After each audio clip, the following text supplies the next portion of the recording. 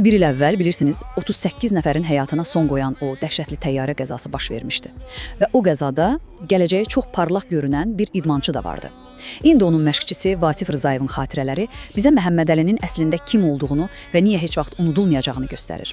Birincisi, gəlin onun şəxsiyyətindən danışaq. O təkcə istedadlı futbolcu deyildi, yox. O komandanın, necə deyərlər, ürəyi idi. Məşqçisi deyir ki, həmişə zarafat edərdi, çox mehriban idi. Yəni onun varlığı bütün komandaya bir ruh verirdi. İkincisi, onun o inanılmaz əzmkarlığı. Təsəvvür edin də, uşaq 8-ci sinifdə oxuyur, ağır məşqlərdən çıxır, yorğun arğın, amma dərhal repetitor yanına qaçır. Yəni həm dərslərini, həm də futbolu eyni ciddiyyətlə aparırdı. Bu həqiqətən də böyük iradə tələb edir. Və nəhayət üçüncüsü, bu faciənin komanda üzərindəki təsiri. Baxın, üstündən bir il keçib, amma məşqçi deyir ki, o ağrı heç səngiməyib. Komanda onun üçün o qədər darıxır ki, onun yoxluğunu hər gün hiss edirlər. Deyir, tək təsəllimiz qalıb, o da videolarına baxmaqdır.